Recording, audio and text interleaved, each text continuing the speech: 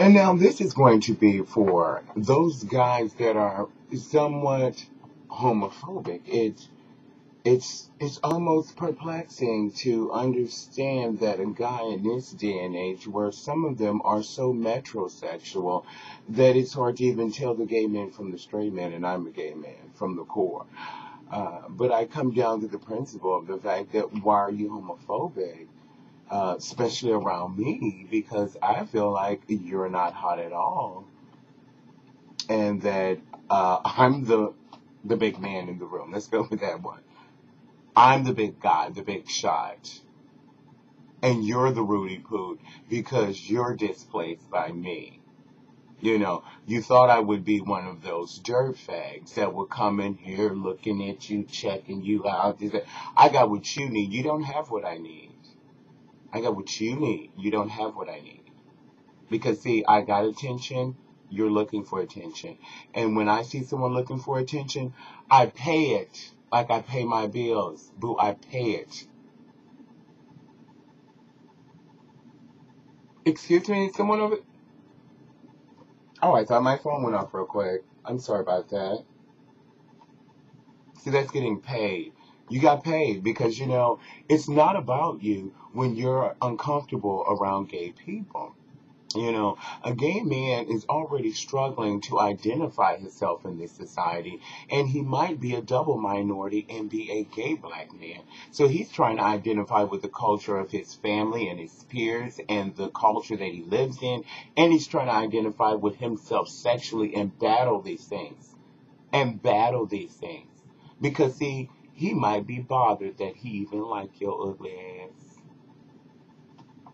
It might tear him up. He might want to just gouge his eyes out because he can't stand the fact that he like looking at men like you who aren't worth a piece of shit, who don't even know how to be a man because a man that's comfortable with himself is not homophobic, just like I'm not heterophobic.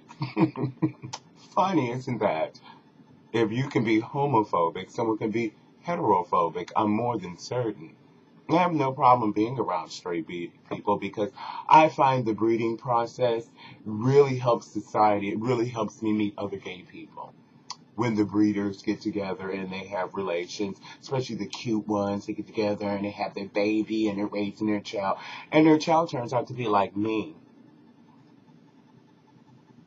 It happens. It happened to my parents. So you'll have to live with it just like they lived with it. And it's a good thing, especially when your child can bring you things, especially when your child benefits from being who they are, especially when your child is happy in the life that they're living and they're not tormented by what you think they should be when there's no success in that because they'll be putting on a costume and not being themselves and not getting the best out of life.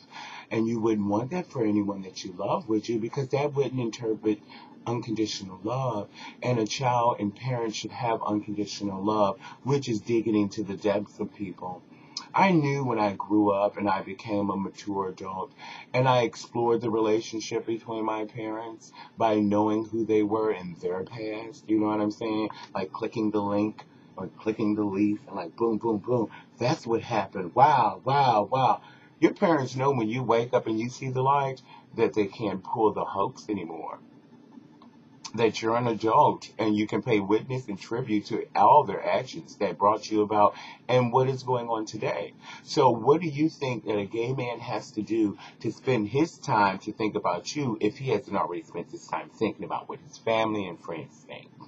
You're a violent and retro person, and you should be extinguished like a fire, is how I feel. You are against the country. You are against the way of life.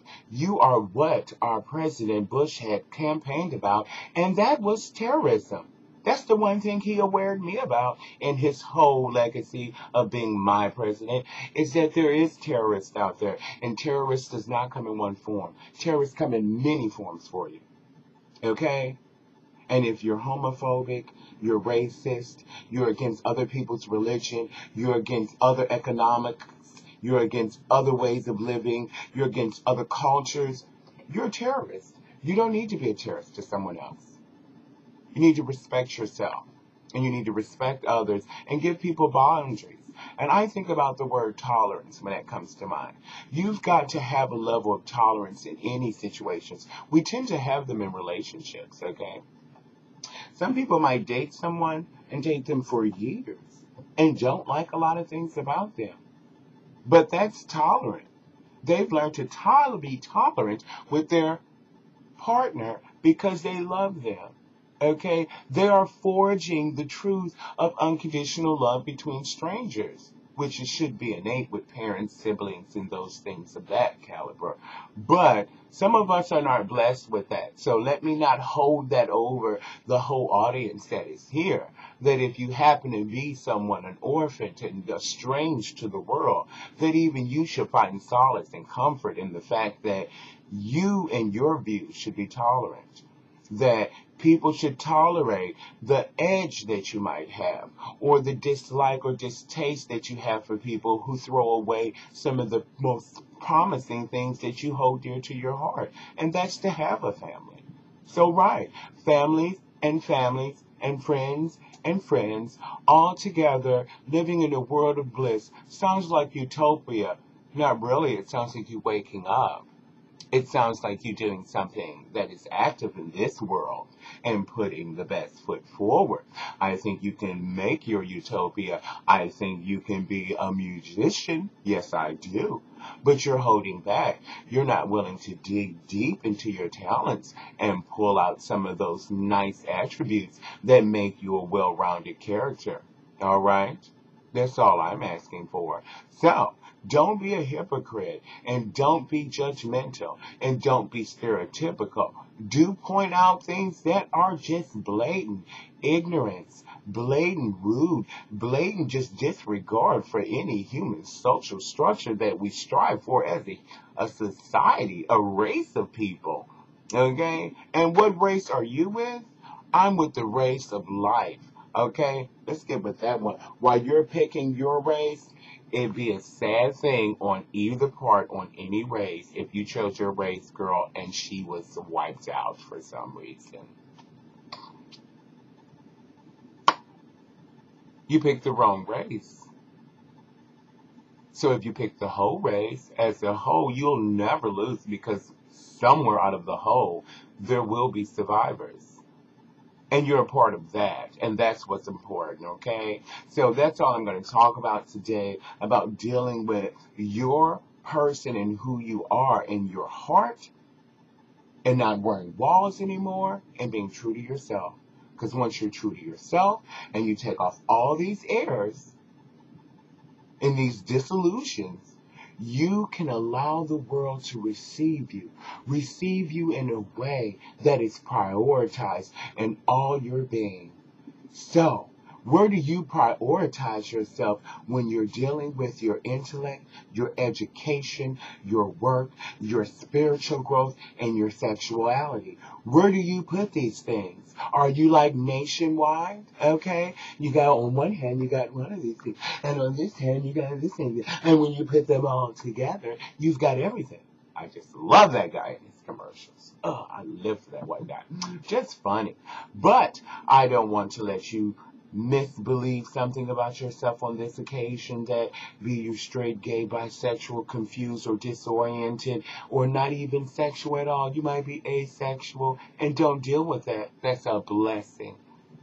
I want you to understand from this post that the things that you seek in your life aren't true, because you are not being true to thyself.